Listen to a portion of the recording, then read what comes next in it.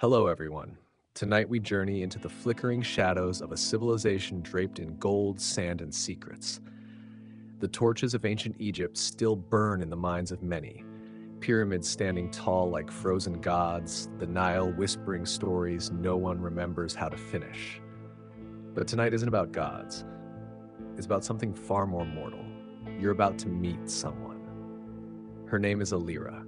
She's 14 years old. She doesn't know what algebra is. She's never tasted chocolate, and her concept of future is tomorrow's batch of barley beer. Alira lives in a world where the stars above are gods and the men beside her are laws. A world where your body belongs to your family, your womb to your husband, and your voice, well, it better not be too loud. And the truth is, once you step into her sandals, you might not walk out the same. You might not walk out at all. So before you get comfortable, please take a moment to like the video and subscribe to the channel, but only if you truly enjoy what I'm doing here. And let me know in the comments where you're watching from and what time it is for you right now. It's always wonderful to hear from sleepy souls around the world. Now dim the lights, maybe turn on a small fan for that soft ambient hum, and let's begin tonight's journey together. The sun rises like a fire god over the Nile. No gentle golden hour here, just full blinding fury beaming through the gaps in Alira's reed-thatched roof. No curtains, no walls thick enough to matter. The heat slithers in early and takes root like an unwelcome spirit. Alira shifts on her straw mat, groggy and itchy from another night of sharing her sleep with fleas and the occasional beetle with commitment issues. Her linen sheet clings to her like a damp whisper, and she knows without even opening her eyes that today won't be kind. But then again, it never is. She hears her father Horan outside, muttering at the donkey. It's a raspy, familiar sound, comforting in the way stale bread might be. Horan's voice is one of the constants in her life. The other? Obedience. Alira doesn't need to be told what to do today. She already knows. The list is unwritten but eternal. Clean the pots, knead the dough, keep the chickens from destroying the laundry line again. Alira's family isn't poor by village standards, which is a polite way of saying they own 2 goats instead of 1, and the roof only leaks during storms, not on sunny days. Her home is made of mud brick, which sounds sturdier than it feels. The floor is dust. The furniture is also dust, occasionally pretending to be a stool. At 14, Alira is no longer a child. Her mother said so last year when she began bleeding and a neighbor brought over a stale honey cake to celebrate. Her dowry negotiations began the next week. A man named Damon had noticed her at the temple market. He was 37 and owned a stall that sold clay jars and gossip. That was all the resume he needed.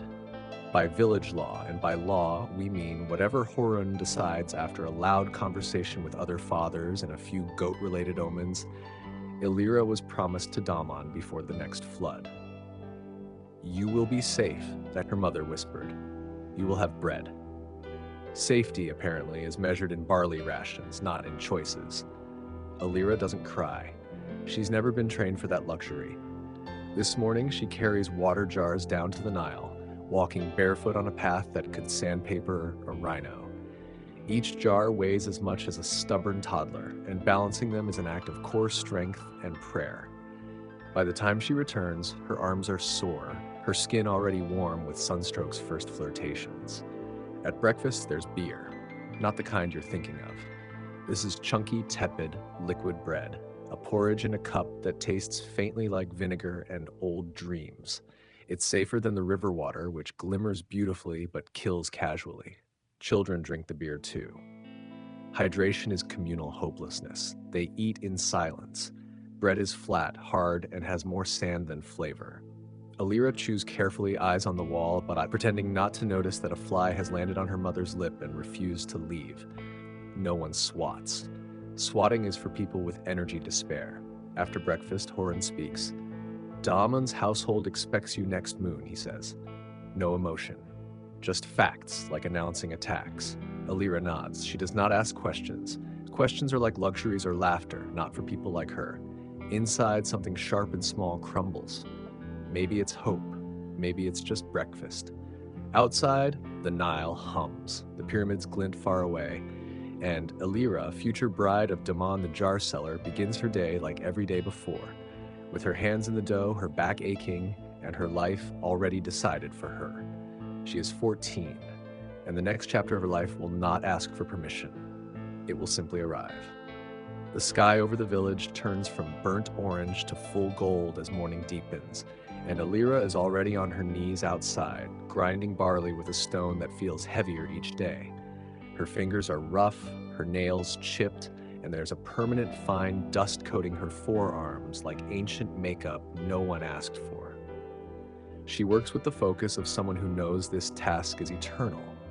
You grind the grain, knead the dough, bake the bread, and then do it all over again tomorrow, until your back breaks or your breath does. Her little sister Numa, barely 5, toddles by, chasing a chicken that clearly has unfinished business elsewhere. Elira watches her for a moment, a small flicker of warmth passing through her like sunlight on cold stone. Numa doesn't understand yet. She still believes in afternoons spent playing with beetles and drawing shapes in the dirt with a stick. Elira did too, once. That was 2 summers and a proposal ago. She finishes grinding and begins shaping the dough. It's a mixture of barley and emmer wheat, the same recipe they've used for generations. The bread is coarse and dense, but it fills the stomach, and if you chew carefully, doesn't chip your tooth on a hidden pebble. Elira's mother sets up the clay oven with practiced movements. Both of them work without speaking, the way people do when words can't fix anything. As the first loaves begin to bake, the air fills with the smell of slightly scorched grain and wood smoke. It's not a bad scent. In fact, it's one of the few comforts of the day. But it's temporary. Everything is temporary here. The sound of a flute drifts from the neighbor's courtyard. Someone is practicing a tune, maybe for a wedding, maybe just to make the goats less irritable. Music is one of the few things that seem allowed to be free in this place. Elira hums along without realizing, a soft, automatic thing, until her mother clears her throat and the sound dies. There's no time for songs today. By midday, the sun has climbed so high it might as well be staring down directly at Elira's scalp. Her linen dress, once ivory, is now permanently earth-colored from years of dust, sweat, and chores that involve chasing small fires and larger chickens. She tucks her hair under a headscarf, not because it's required, but because the last thing she needs is more heat clinging to her neck like guilt. The house is small, 1 room for sleeping, 1 for cooking, and 1 that tries to do everything else. Her father rests on a mat near the entrance, eyes closed, a damp cloth over his forehead. He's not ill, just old, in the way men become when the sun and the seasons grind down their joints in patience. Elira, her mother calls. Take the beer to old Midja. Midja is the village widow. No husband. No sons. Just her and a cat that may or may not be real. The cat appears only when Midja tells stories about gods and sometimes vanishes halfway through. Most children think it's magical. Elira thinks it's just clever. Carrying the heavy jar of thick beer, Elira walks across the sun-baked path, sandals slapping softly against the cracked ground. Her arms ache, but not in a new way, just in the same old way every day. Midge's house is a smaller version of Elira's. More vines, more dust, and the unmistakable smell of old herbs and older secrets. The old woman greets her with a grunt and a single eye open. The other eye is always closed. No one knows why. Some say it sees things the rest of us aren't supposed to. You're the bride now, Midja mutters, not even waiting for a greeting. Damon, yes, the one with the bent toe and teeth like old ivory dice. Elira doesn't answer. She sets the beer down and waits. Midja takes a sip, smacks her lips like she's tasting prophecy, and then fixes Elira with that one open eye. He'll give you bread, but not laughter. It's not a warning, not even advice, just a truth, like saying the sky is hot or that frogs scream before rain. Elira nods, and that's enough for Midja, who waves her off with a knobby hand and returns to mumbling to her cat or to herself. Back home, Elira finds the house unusually quiet. Her father is gone, probably to discuss something important and man-shaped with the other men. Her mother is sitting still, holding a tunic in her lap, sewing a new hem with the kind of focus that means she's thinking about something she'll never say aloud. "Alira," she says without looking up, "tomorrow we prepare the chest." The chest. The one that's been in the corner of the room since Alira was a toddler, filled with items saved for this very moment. A ceremonial jug, a faded necklace, a linen wrap with gold-stitched edges. Not real gold, but the idea of it. That night, as the sky turns from peach to deep velvet, Alira lies awake on her mat. Numa is snoring softly beside her, one leg flung over a pillow like a sleepy octopus. The moonlight filters in through the ceiling, painting silver shapes on the floor. She listens to the night. Frogs in the marsh, someone coughing nearby, a baby crying a few houses down. All of it feels normal, familiar, and yet different. Tomorrow she'll begin packing the chest. The next flood will carry her away, not on a boat, but into another home, another set of hands, another life. She doesn't cry. She hasn't cried in years. Not since the goat died and no one replaced it. Instead, she listens to the silence between frogs, to the breath between dreams. And in that space, she feels something stir. Not fear, not hope, just motion. The next morning begins with the kind of silence that feels planned. Even the chickens are quiet, as if they know the household is holding its breath. Alira wakes before the sun fully climbs the sky, a rare moment where the air is not yet made of fire and exhaustion. Her mother is already up, hunched beside the old chest in the corner, brushing away the dust like she's greeting an old friend she's never liked. "Alira," she says, not turning her head. "Time to prepare." They sit together on the floor, the chest between them. Inside, it's a carefully arranged collection of symbols. Nothing that shines, nothing that costs more than a day's wages, but everything meaningful in a way only women seem to understand. A clay perfume jar, empty now, but still holding the ghost of lotus and dreams. A tiny carved cat for protection. A folded linen cloth, embroidered with a pattern Alira's grandmother began and never finished. Each item has a story. None of them are told aloud. Alira lifts out the necklace. The cord is frayed, the beads dull with time. She remembers once asking if the blue stones were lapis lazuli. Her mother laughed until she coughed. "Painted clay," she said, "but wear it like it's royalty." There's a gown too, white linen, stitched carefully, meant for ceremony. Not a wedding exactly. Egyptians don't do weddings the way later cultures will. There's no altar, no vows, just a transaction, a feast, and a quiet shift in who owns your future. Alira folds the items back into the chest, her fingers brushing over the soft cloths and hard keepsakes. Her mother watches, silent, then nods once. That's enough. Outside, the village moves as always. The fishmonger's son, barefoot and shirtless, chases a runaway basket of tilapia. Two older women argue over whose goat trampled the herb garden. Life doesn't pause for your personal collapse. It doesn't even glance at it. Alira is sent to the temple with an offering, bread and a small jar of beer. The path to the temple winds past the palm groves and curves near the river. The Nile today is low, the edges cracked like tired lips. The heat is climbing fast, and the world smells like sun and wet clay. At the temple gates, she bows her head, hands over the offering, and steps back. She doesn't enter. She never does. Women can offer prayers. They can sweep floors. But they don't step into the sanctuary unless they're chantresses or cleaning it with elbows and silence. Still, she lingers, watching the carved walls tell stories she was never meant to be part of. Gods and kings, men and monsters. She wonders, just briefly, if someone will carve her life into stone one day. Then she remembers. Stone is expensive, and her stories so far would barely fill a shard. When she returns, Daman is waiting. It's the first time she's seen him up close since the agreement. He's not unpleasant, not cruel, just older. A man who already has a life and now expects her to fold quietly into it like another rug or ceramic jug.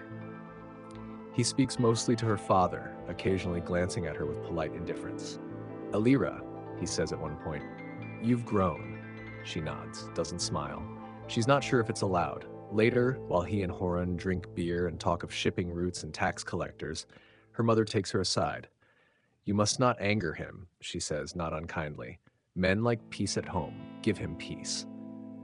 Alira wants to ask what she gets in return, but she doesn't, because she already knows. She gets safety, bread, a place to sleep, the right to bear his children, the privilege of survival. That evening, preparations begin for the feast. It's not a lavish one. No golden goblets, no roasted oxen. But there's music, laughter, and bread soaked in honey. Children run wild while the adults pretend they're still young. A chantress from the temple hums a song about Hathor, goddess of love and women's laughter. It's the only time tonight that Alira smiles without remembering to stop. When the sky turns violet and the stars begin their slow parade, Daemon stands and calls her forward. She steps into the circle of light cast by the fire. Someone ties a sash around her waist. Someone else puts the painted necklace over her head. She is officially his now. There is no kiss, no promise, just hands on her shoulders and a nod. The transaction is complete. The house she moves into is larger than her family's, with 3 rooms and a courtyard. Damon's first wife died in childbirth. His second left no sons. Alira is now the third hope. The rooms are clean, the walls painted with faded blue lotus flowers. But it doesn't feel like hers. It feels like a set someone else was living on before she walked in. That night, she lies alone on a mat softer than she's used to. The roof doesn't leak, the walls don't creak, and yet sleep refuses to come. The silence here is unfamiliar. It smells like new linen and responsibility. She hears footsteps outside, not threatening, just the sound of someone who knows this house better than she does. Maybe Damon, maybe a servant. She turns to face the wall and stares at the paint. Lines shaped like reeds swaying in wind that doesn't exist. Tomorrow, she'll wake early. She'll learn the new chores. She'll bake bread in a new oven and pour beer into a new jar. She'll learn to smile at Damon when he speaks. She'll nod when he makes decisions. She'll pretend not to hear when the neighbors talk about fertility spells and how young brides should eat dates soaked in goat's milk. And maybe one day, she'll feel at home here. But tonight, Alira is 14, married, relocated, reassigned, and she stares into the painted reeds on the wall like they might start to sway. Morning in Damon's house is quieter than Alira expected. No children laughing, no Numa knocking over the water jar, no mother grumbling about spilled flour or goats stealing laundry, just the soft creak of wooden shutters being pulled open and the muffled thump of sandals on baked earth. The silence feels heavier than noise ever did, like a sound that forgot how to leave. She wakes before anyone calls her, not out of duty, but habit. Her body still belongs to the rhythm of her parents' home. Rise before the sun, start the fire, knead the dough. Here, no one tells her what to do, but the expectations hang in the air like smoke. She doesn't need to be ordered, she just needs to not fail. The kitchen is cleaner than her mother's, and more stocked. Clay jars filled with lentils, onions, beer. She finds the barley in a corner, a stone grinder waiting beside it like an old friend with no personality. She kneels and begins. Her hands move on their own, her thoughts do not. Damon walks in midway through. He watches her work for a moment without speaking, then sits. No greeting, no smile, just a glance to make sure the machine is running. "You work well," he says finally. "My last wife, she cried too much. It made the neighbors talk." Alira nods. It's not a compliment. It's a warning wrapped in politeness. She serves him breakfast, bread, beer, and a few dried figs.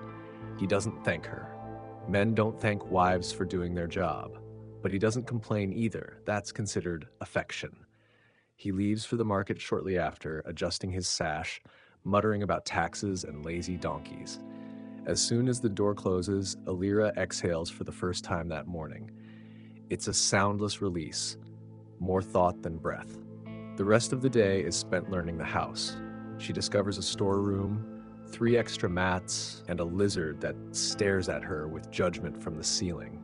She finds the laundry basin, larger than hers back home, and the woven mat where herbs are dried in the sun. There's also an old woman named Sira who manages the household. She introduces herself by listing everything Alira is doing wrong. That's not how you fold a tunic. No, not like that. The bread crust is too thick. You'll need to soak it for the elders. Alira listens, nods, adjusts. Sira isn't cruel, just seasoned, like salted meat that's been drying too long in the sun. She has no patience for error, but an odd pride in showing someone the proper way to scrub clay bowls. By noon, Alira is sweating through her tunic. The linen clings to her back, and there's flour in places that flour should not be. But she's not unhappy. Not exactly. There's something comforting about order, like a cage with cushions. In the afternoon, Daman returns with a guest, a merchant named Paru. He smells like oil and copper and talks loudly about caravan routes and sandal prices. He barely glances at Alira but grins when she pours him beer. "Ah, Daman," Paru says, patting his friend's arm. "You chose well this time. Quiet, strong hands. That's the kind of wife that lasts." Alira smiles faintly, not because she agrees, but because smiling costs less than correcting someone. The men talk long into the heat. Alira stays near, silent, refilling cups, slicing dried dates, offering towels to wipe the sweat. She becomes part of the background, visible only when needed. Later that night, after the guest leaves, Daman turns to her. "You did well. You didn't embarrass me." It's the kindest thing he's said so far. He sleeps in a separate room. There's no ceremony, no expectation yet.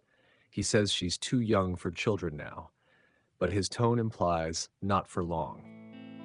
Alira lies awake again.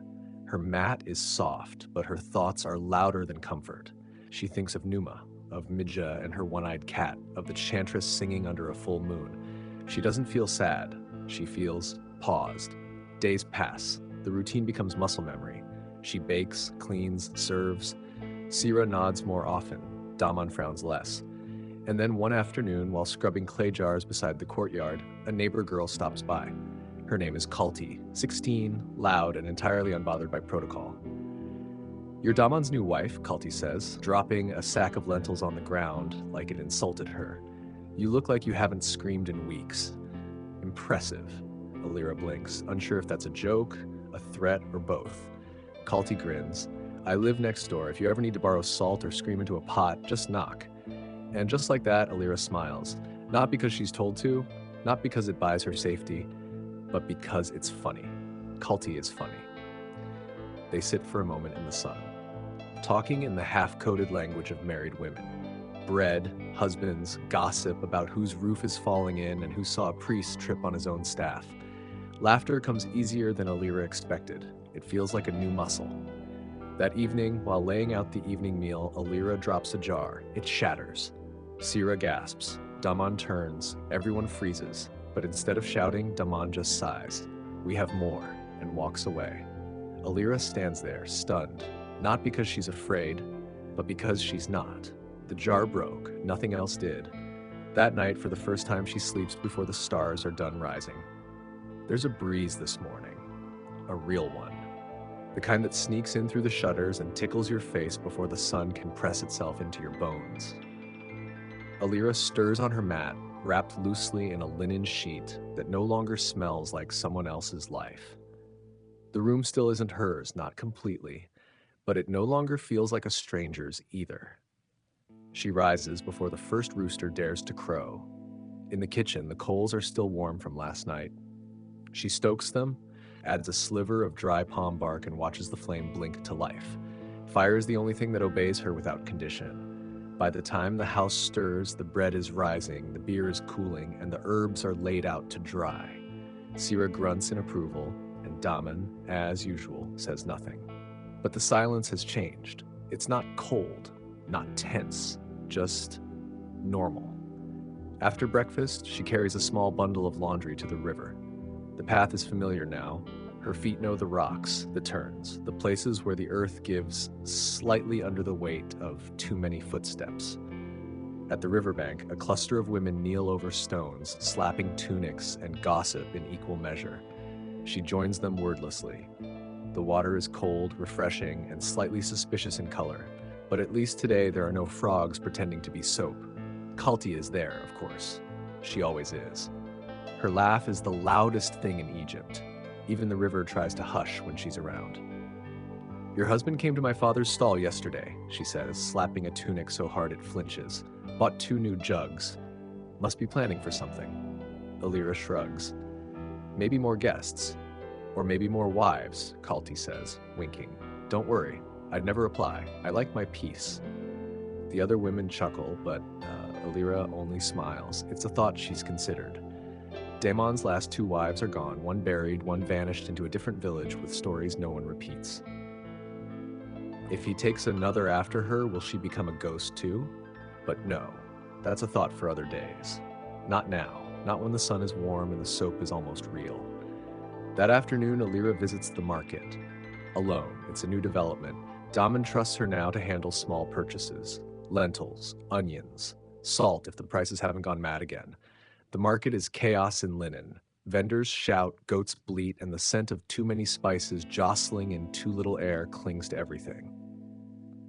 Alira moves with purpose, basket balanced on her hip, eyes scanning prices, hands checking for mold.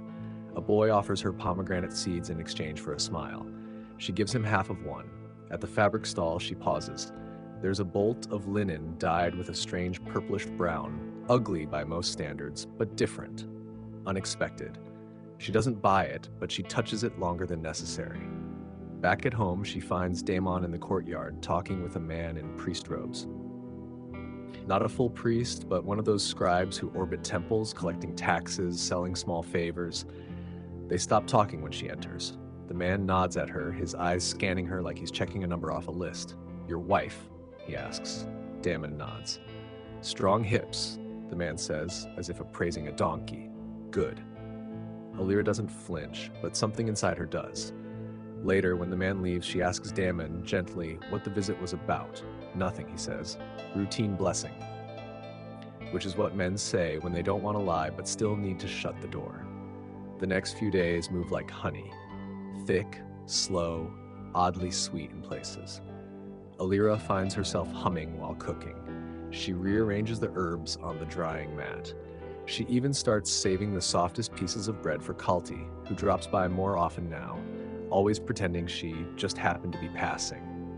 Then one morning, Alira wakes to a different kind of stillness. Her body feels heavier, her breath shorter, her mouth tastes like copper and secrets. Sira is the first to notice. You're late, the old woman says, squinting at the laundry Alira hasn't finished. You've been late before? Alira blinks. Only in waking. No, Sira says, pointing to her belly. Inside. The realization lands like a stone in still water. Pregnant. It's not unexpected. Not even early by village standards. She's 15 now. Most girls her age already have a toddler gnawing on their ankle. But still, it feels sudden. When she tells Damon, he doesn't smile, but he nods. He places a hand on her shoulder, says, we'll need to speak with the midwife soon, and then leaves the room. That night, she lies on her mat, hand resting lightly on her stomach. There's nothing there yet. No movement, no sign, but she can feel the shift, the change, the beginning of something that isn't just hers, but will always belong to her. She closes her eyes and listens. Not to frogs or wind or temple bells, but inward, as if a story has just started whispering itself from somewhere deeper than words. The midwife arrives 2 days later. Her name is Neret, and she walks like someone who has seen too many births and not enough thanks. Her hands are rough, her eyes sharp, and her satchel smells like herbs, dried sweat, and something Alira can't quite name. Fear, maybe. Sira escorts her in, nodding solemnly. Damon stays out of sight, as expected. Pregnancy is a woman's affair, at least until a son is born. Then suddenly, everyone's an expert. Neret says nothing at first. She squats beside Alira, lifts the hem of her tunic, presses gently on her stomach. Her fingers are like cool stones, precise and impersonal. Alira, yes, she finally says. First time? Alira nods. Neret hums, a sound somewhere between a lullaby and a warning. You're strong. Hips are good, that will help. But strength means nothing if the baby is stubborn. Alira opens her mouth to ask something, anything, but Neret's already turning to Sira, barking a list of herbs, cloths, and food items that need preparing. She'll need more barley water, less salt, no raw onion, and someone to watch her in the heat. Sira nods like a soldier receiving orders. Alira sits quietly, unsure if she's just been diagnosed or enlisted. That afternoon, she walks to the river more slowly. The sun feels heavier than usual, pressing down on her shoulders like judgment. At the water's edge, Kalti is waiting with her tunic rolled up and both feet in the stream. "You look like someone just told you the Nile is drying up," Kalti says, splashing a bit of water her way. "I'm pregnant," Alira replies simply. Kalti blinks, then lets out a low whistle. "Well, that explains the new midwife patrol. Congratulations, I guess. Or condolences. I can never tell with these things." Alira smiles, but it's the kind that slips off the face as quickly as it forms. "I don't feel different," she says. "You won't. Not until your feet swell and you can't see them over your stomach. Helpful. Always." Kalti grins. They sit in silence for a while, watching the river carry away leaves and secrets. A frog hops nearby, croaking like it's auditioning for a divine role. Alira leans back on her hands, feeling the sun warm the back of her neck. She thinks about the baby. Not as a person yet, but as a shift, a pivot, the point at which her life begins to belong to someone else. She wonders if it will be a boy. Everyone hopes for boys. Sons inherit. Sons are remembered. Daughters bake bread and disappear. Later that evening, Daman brings home a wooden cradle. It's old, probably passed through 3 families before this one. The wood is worn smooth by time and repetition. He places it in the corner of her room without ceremony. "You'll need it soon," he says, then leaves to wash his hands. Alira stares at it for a long time. She touches the edge. It feels colder than it should. Over the next few weeks, her body begins to change, slowly, then all at once. She's hungrier, more tired, and nauseous in the mornings. The scent of barley beer makes her gag, and she can't stand the sight of pickled onions. Her back aches before noon, and her ankles swell by sunset. But she works. Always. Bread doesn't knead itself. The house doesn't sweep itself. And Sira, for all her knowledge, believes rest is for women who want weak babies. Neret visits weekly now. She checks Alira's pulse, her belly, her breathing, always with the same rough tenderness, like inspecting a clay jar that might crack under pressure. "You'll be fine," she says one morning. "Unless you're not, but that's not your choice." Comforting. Kalti brings her dates one day. "For strength," she says, then adds, "or bribery. I might need you to cover for me when I sneak out tonight." Alira laughs. It feels strange, like her ribs forgot how to move that way, but good. The village, for once, is kind. The neighbors nod at her with something close to respect. Children stare in wide-eyed wonder, as if she's already become part mother, part myth. Even Don becomes gentler, more attentive. He doesn't speak more, but he lingers longer after meals. His hand sometimes brushes her shoulder when he passes. He still doesn't ask how she feels. No one does. Pregnancy is expected. Normal. Ordinary. But for Alira, it feels like watching a storm build on the horizon. Everyone else sees the clouds. She feels the thunder in her bones. As her belly swells, sleep becomes harder. The mat is too flat, her back too sore. She dreams of water, rising, endless, dark. Sometimes she dreams of the baby crying, sometimes not crying at all. She wakes drenched in sweat, heart pounding, always alone. One night during the new moon, Neret comes again. "This baby is early," she says. "Not dangerously, but soon." Alira nods. "What do I do?" "You breathe, you push, you bleed, you pray." "To who?" Neret shrugs. "Any god who listens." As the days shorten, the world narrows. Her body is no longer hers. Every movement feels borrowed, every breath taxed. The cradle waits silently. The house holds its breath. Alira prepares. It begins in the middle of the night. Of course it does. Because nothing important ever starts politely at sunrise.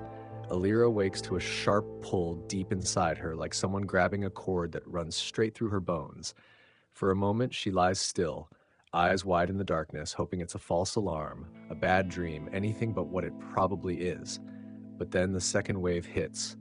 Lower, stronger, undeniable. She gasps. It's not pain yet.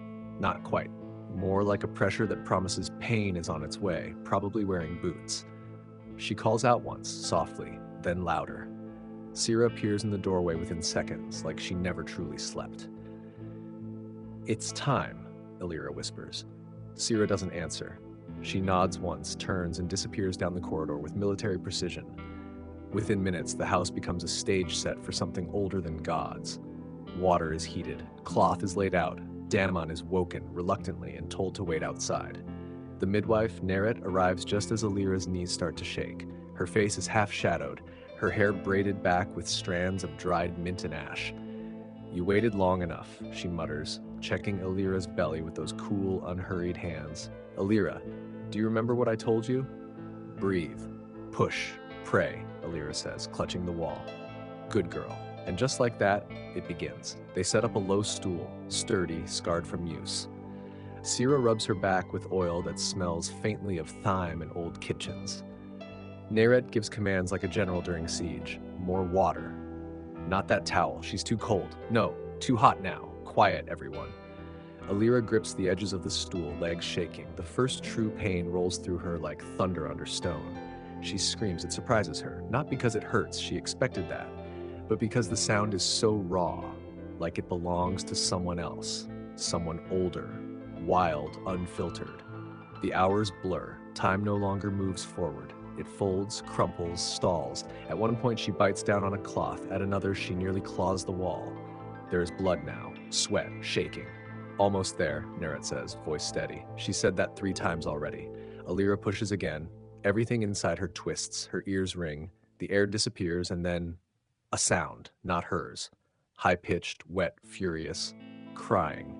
The room exhales. "It's a boy," Neret says. Damon is called in. He enters quietly, eyes wide, expression unreadable. He sees the child first, red, scrunched, louder than he has a right to be. Then he sees Alira, her hair plastered to her forehead, her skin pale, her chest heaving like a bellows. But she's alive, and so is his son. Damon kneels beside her, not touching, just watching. "You did well," he says. She nods. That's all she can do. Sira takes the baby to wash and wrap. Neret cleans Alira gently, whispering something that sounds almost like a prayer, but not to a god, maybe to fate, or time, or just to the bleeding girl in front of her. The cradle. The cradle is ready now. They place the boy inside. He squirms, fists flailing at shadows. Alira lies down, eyes open. She doesn't sleep. She can't, because now the world is changed again. Not because she's a mother, not yet. That will take time, years, endless repetition, but because she survived. That night, the house is silent. No music, no laughter, just the soft, rhythmic breathing of a newborn and the creaking of a cradle, rocked by an old woman who's done this too many times. Alira stares at the ceiling. The pain is gone, replaced by something heavier. Responsibility, fear, maybe love, definitely milk. In the morning, neighbors come, women mostly, offering bread, herbs, advice. Always advice. Wrap him tighter, feed him more. Don't let him sleep too much, let him sleep all day. Everyone is an expert. Alira nods at them all, like a priestess nodding through prayer she doesn't understand yet. Kalti arrives late, of course, tosses a fig at the window before entering. "I heard the earth shook last night," she says. "Is that true or just your screaming?" Alira laughs. It hurts, but she laughs anyway. Kalti peers into the cradle. "He looks like a raisin. He'll fill out. If not, you can always trade him for salt." Alira grins. "Do you have a name?" Kalti asks, suddenly serious. Alira pauses. She hasn't said it aloud yet, but she's known it for days, whispered it to herself while rocking, while bleeding, while surviving. "Sedu," she says. "It means bridge." Kalti nods. "Good name, strong." The days pass. Sedu grows. Slowly, loudly. Alira learns how to hold him, feed him, soothe him. She also learns how to function on 2 hours of sleep, how to clean with one hand and how to cry without making a sound.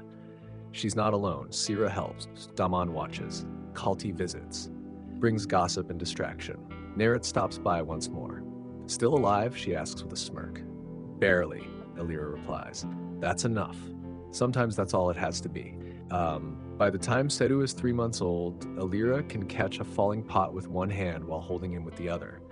She can rock him with her knee while grinding barley, bounce him on her hip while sweeping, and shush him with a sound that would quiet the gods themselves. Her body still aches in strange places. Her ribs feel looser, her hips wider. But her arms are stronger, her gaze sharper. She's no longer the girl who walked into Damon's house with a chest of offerings and a head full of rehearsed silence. She's still quiet, yes, but now it's deliberate. She speaks when she wants, and sometimes that's enough to shift the room. Damon notices. He doesn't say anything, but he watches her differently. Not with affection, not even admiration. More like someone trying to solve a puzzle that keeps changing shape. One evening, he hands her a strip of papyrus. "A message," he says, "from my brother in Thebes." Alira reads slowly. Her schooling was limited, girls weren't meant for scrolls, but she learned enough from her father's quiet insistence and a few stolen afternoons at the temple courtyard. The message is brief. Damon's brother is ill. His family needs help. "We may have to travel," Damon says. "To Thebes? Perhaps." It's over 2 days by boat, a week if you're poor. Alira nods but says nothing. She doesn't fear travel. She fears interruption.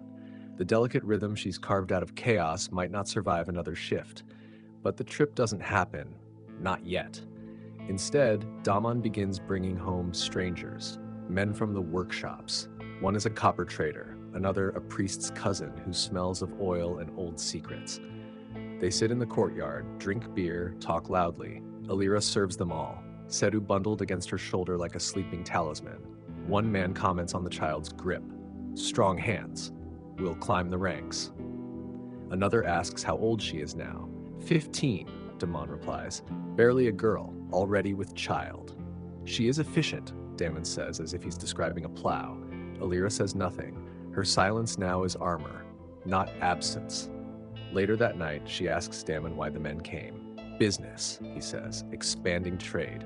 She knows that's not the whole truth, but she doesn't ask further. Some answers only lead to walls. In the coming weeks, Alira begins walking farther from the village. Not far, just beyond the edge, where reeds give way to dust and sky.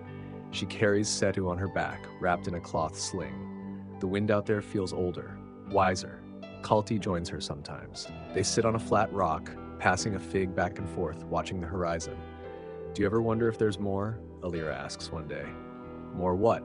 Than this, than what we do, who we are." Kalti squints at the sky. "Sure, I wonder if the gods get bored watching us make the same bread every day." Alira smiles. "I mean, do you think there's a place where women get to decide things?" Kalti laughs, not mockingly, just sadly. "If there is, I hope they have better sandals." They sit quietly for a while. Then Kalti says, "I heard the old widow Midja died." Alira blinks. "When?" "Last moon." Quietly, in her sleep. "Was anyone with her?" "Only that cat. Probably stole her soul." Alira feels a strange emptiness settle in her chest. Not grief, exactly, something more hollow. Midja was one of the few women who lived beyond use, who outlasted everyone's expectations, and now, gone. "I'll leave something for her at the shrine," Alira says. She does. A flower, a few barley grains, a pebble she once found shaped like a heart.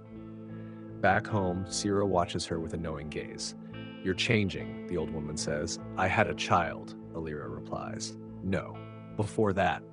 Alira doesn't answer because she doesn't know what the change is yet, only that it's happening. Sedu begins to crawl, badly, like a drunk scarab, but he moves, and with every inch he conquers, Alira sees time racing ahead, towards scraped knees, stolen fruit, shouted names, and maybe one day, a bride he doesn't love but must accept. One night, he cries until his throat cracks. Fever. Teeth. A bad omen, depending on who you ask. Alira rocks him for hours, singing the same lullaby her mother hummed when Numa was sick. A song about reeds and rivers and a goddess who cries until the flood returns. Damon watches from the doorway.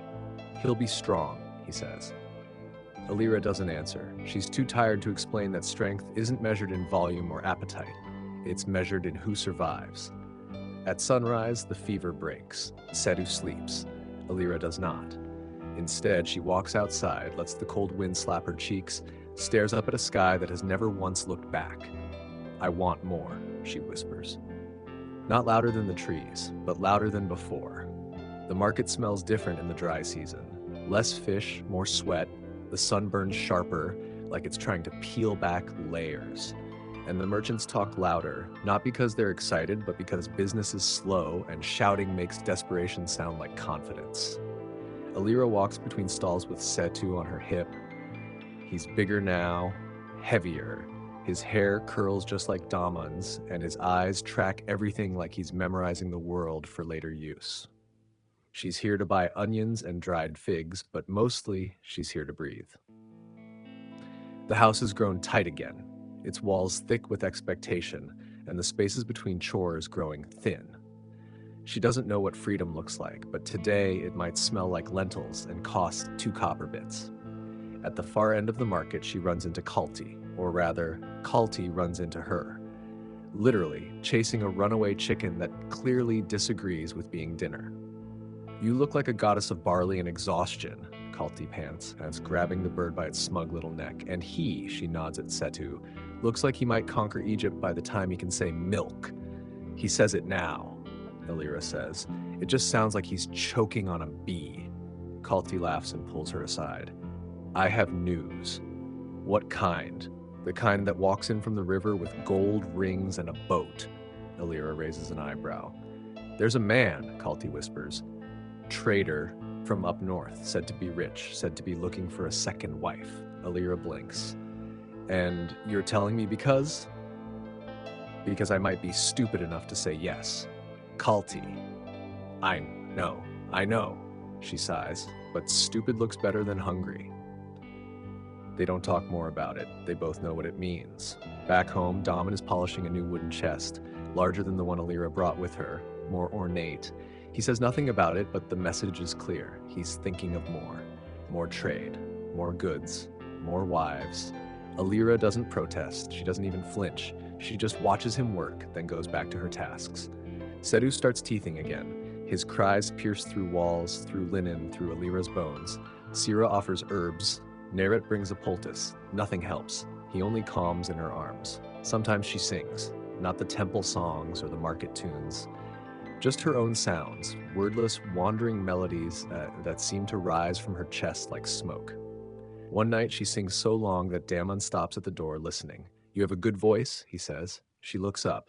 "Would you like me to stop?" He hesitates. Then, no. A pause. Then he adds, almost softly, "My mother used to sing." Alira files that away. Not for use, just for knowing. Weeks pass. Sedu takes his first steps, 2 wobbly lunges before collapsing into a clay pot and laughing like a god who just invented gravity. Damon is proud. Alira can tell because he actually smiles. He lifts the boy in the air, praises him, gives him a dried fig like a prize. "You'll be strong," he says. "You'll be like me." Alira watches quietly. Later, when Sedenad naps, she sits outside with Kalti, watching the stars. "You ever wonder," Alira says, "what our mothers dreamed about?" Kalti squints. "Bread, less back pain, fewer goats in the kitchen. I think mine wanted to be a chantress." "Could she sing? Like wind in a jar." "Then why didn't she?" "Because there was no room for wind in our house." They sit in silence for a while. Then Kalti says, "I said no to the traitor." Alira nods. "Why? He smelled like fermented pickles. And he asked if I could stay quiet unless entertaining." Alira laughs. "You'd be executed in a week." "Exactly." At home, Alira begins writing again, scratching marks into leftover papyrus scraps. Lists at first, chores, herbs, strange dreams, then phrases, then stories. She hides them under her mat. Not because anyone forbids it, but because it feels private, sacred. Sometimes she writes about Sidhu, sometimes about the girl she used to be. One morning she finds the cradle empty and her breath catches, but only for a second. Sidhu is in the courtyard, chasing a beetle. Damon is watching him, arms crossed, face unreadable. "He's fast," he says. "He's hungry," she replies. Damon glances at her. "Do you want another?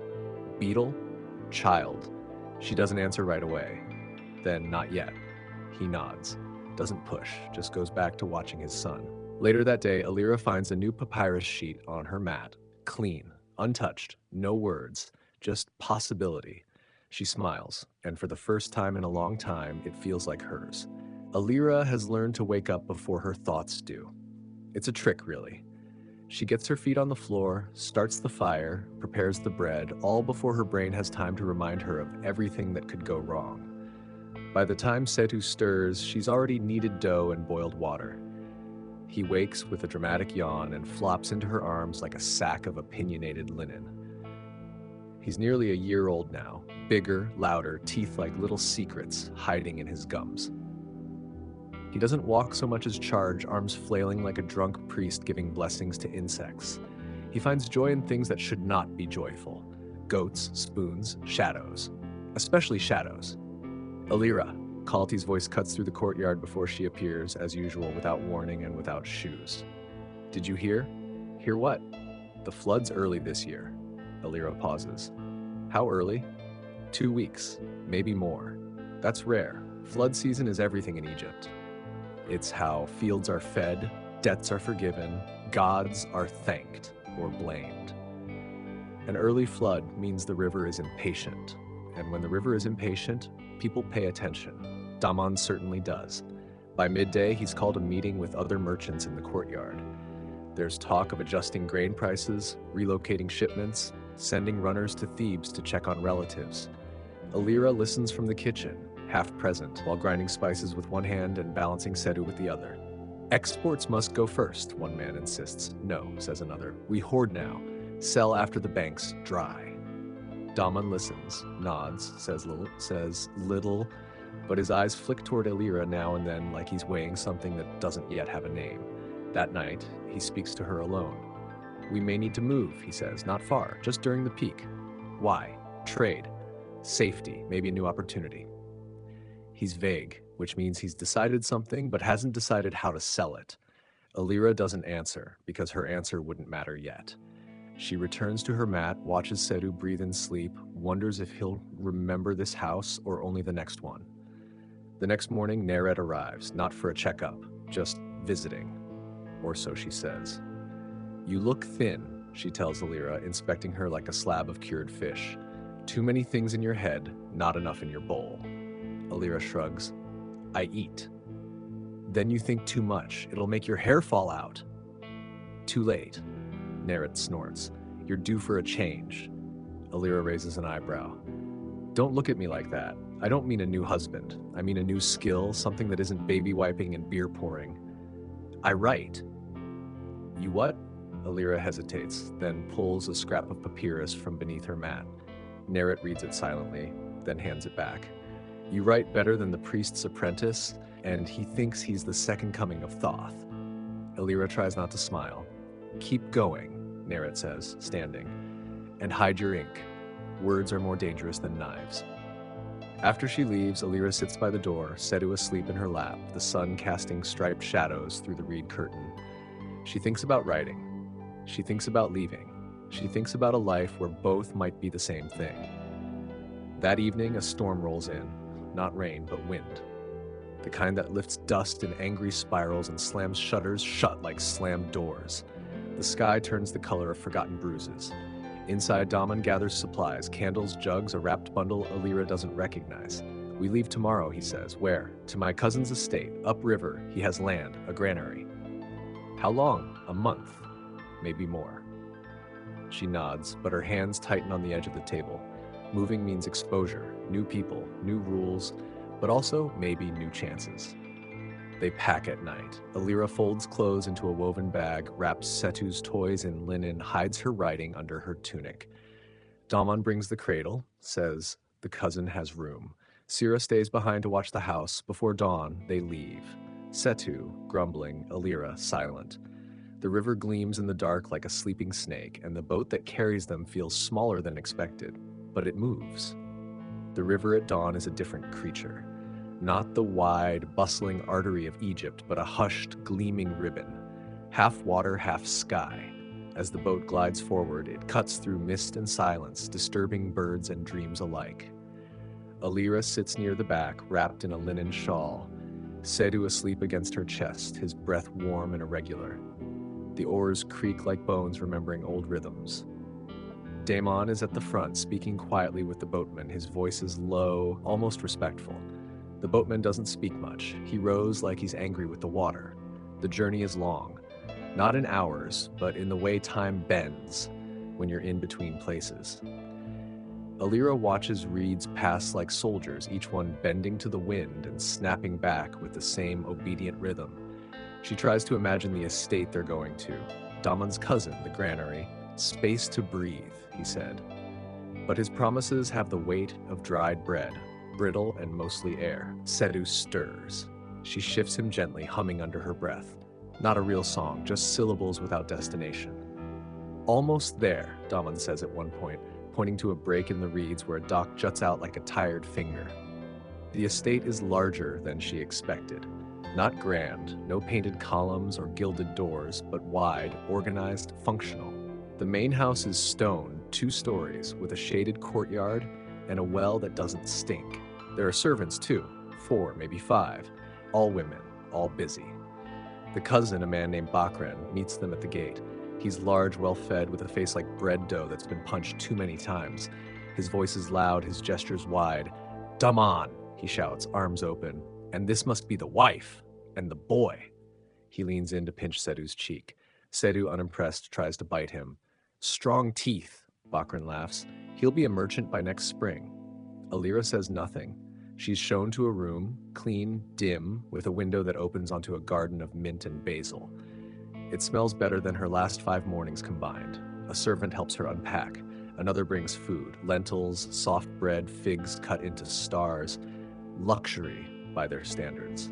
Daman leaves almost immediately to talk grain, which leaves Alira with Sedu, a quiet room and too many thoughts. That evening, she explores the estate. Not far, just enough to see the rhythms. Servants prepping storage jars, workers unloading dried wheat, a few scribes scribbling with the urgency of someone whose ink is more valuable than their blood. In the far courtyard, she finds a library. Not a grand one, just 2 shelves tucked into an alcove, scrolls rolled and tied, dusty and uneven. But it might as well be a temple. No one stops her when she enters. So she takes a scroll, just one, and sits beneath a palm. It's about irrigation. Dry, technical, useful. She reads it twice. The next day, she returns, another scroll. This one about lunar cycles and planting. On the 3rd day, she finds poetry, and something clicks. That night, after Setu sleeps, she writes, not on scraps now, but real papyrus with borrowed ink, in a corner of the room where moonlight pools. She writes about the boat ride, the reeds, the silence between words. By the 5th day, Bakran notices her. "You read?" he asks, surprised, like he's discovered a goat who can juggle. "Yes. Where?" "My father taught me, and some at the temple." He nods, slowly. "You write too?" "A little." He says nothing more. But 2 days later, she's summoned. Not punished. Employed. One of the scribes has left suddenly. Illness, death, debt, no one is sure. They need someone to copy records. Alira is volunteered. She agrees before Daman can answer. Her hands shake the first day, but the reed pen feels familiar, and the papyrus responds to her touch like it remembers. She copies grain tallies, shipment logs, names of distant traders she'll never meet. It's dull, it's perfect, because it's hers. Sedu plays nearby, watched by one of the estate girls, gentle, quiet, curious. Alira learns her name is Nahara. She's 12 or 15. No one seems sure. They become a team. By the 2nd week, Alira is correcting errors in old scrolls, quietly, respectfully, but visibly. Bakran notices. "Smart," he says. "Dangerous." She pretends it's a compliment. Damon doesn't protest her work. He doesn't praise it either. But he watches her now like someone realizing a jar might contain more than just what's labeled. At night, she writes for herself. More poems, more thoughts, sometimes dreams, sometimes memories. 1 scroll becomes 3, then 7. She hides them in a cloth bag buried under folded tunics. One afternoon, Nahara catches her writing. "Is it magic?" she whispers. "No," Alira smiles. "Worse. It's truth." Nahara nods solemnly. "I won't tell." Alira gives her a fig in thanks. By the end of the month, the floodwaters recede. The estate prepares to empty. But Alira isn't sure if she's ready to leave, because for the first time, she's not surviving. She's becoming. By the time the floodwaters began to recede, something inside Alira had shifted. Not suddenly, not loudly, but steadily, like sand settling after a storm. It wasn't just her body that had changed, though her arms had grown stronger from lifting Sedu, and her feet tougher from long days on stone floors. No, This change lived behind her eyes in the way she noticed things now, in the way she held silence like a blade. The estate remained busy. Grain was being dried and cataloged. Servants washed the floors with lemon water, and Bakran barked instructions with the proud chaos of a man who believes that shouting equals efficiency. Alira moved through it all without drawing attention, until she did. Each morning, before the scribes arrived, she slipped into the library. A modest space, really. Just 2 shelves tucked behind an archway, holding scrolls that smelled like old sun and dust. But to Alira, it felt like a chamber of possibility. Here, she copied records in perfect script, shipment logs, grain counts, debts, the math of empire. She was supposed to work only part-time, a helper, an extra hand. But within days, Bakran asked for her directly. "Faster than any apprentice I've had," he muttered one afternoon, leaning over her shoulder as she corrected an error in a debt register. "And neater. You write like a priest." She didn't look up. "Thank you." That week, she was given full access to the ledgers. The other scribes grumbled, but no one challenged her. Not after she found 3 counting errors in the tax books. At night, after Setu fell asleep, curled around her hip like a warm bread roll, Alira wrote on her own scrolls. She wrote about the river's hunger, about the softness of mint in the courtyard, about the memory of her mother's hands scrubbing pots under moonlight. It wasn't always poetry. Sometimes it was just fragments, questions with no answers, beginnings with no endings. One evening, while wrapping Setu in a fresh cloth, Daman watched her longer than usual. "You've changed," he said. She looked steady. "Have I?" He nodded. "You're not just working. You're thinking, making things." She paused. "Is that a problem?" "No," he said slowly. "It's useful. Useful. It wasn't love, but it wasn't indifference either. In Daman's world, calling something useful was the closest thing to trust. Alira held on to that. By the 3rd week, her writing had grown bolder. She wrote a piece about shadows, the ones that linger longer than light, the ones that speak louder when you turn away. Nahara, the servant girl who sometimes watched Setu, found it one morning tucked under a jar. "You wrote this?" she whispered. Alira hesitated, then nodded. Nahara's eyes widened. "Can you teach me?" Alira blinked. "You want to write?" "I want to remember things the way you do." That night, they began with letters. A week later, Nahara could spell her name. During a particularly hot afternoon, a visitor arrived. Not a trader, not a priest, but a man in dyed robes with scrolls tied at his hip. "A scribe from Thebes," Bakran said. He was here to inspect the estate's accounts. Alira wasn't nervous. She'd copied most of them herself. The man glanced at the ledgers, then at her.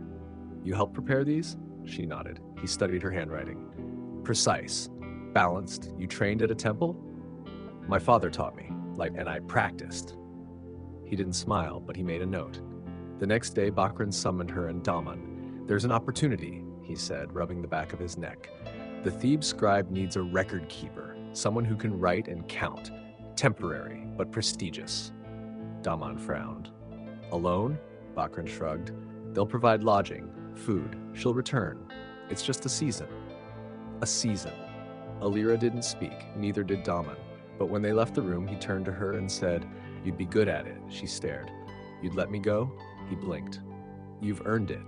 Besides, it helps me too. You'd be representing this house." That night, she didn't sleep. She lay beside Setu, watching the shadows crawl along the walls. She pictured herself in Thebes, not as a guest, as a worker, a writer, a woman who left and came back on her own terms. She whispered to her son, "If I go, I'll come back with more than scrolls. I'll come back with the sky in my hands." Setu snored. Alira smiled. The next morning, she accepted the offer, and for the first time in her life, she felt the world expand. Not like a door swinging open, but like breath filling her chest. Leaving should have felt heavier.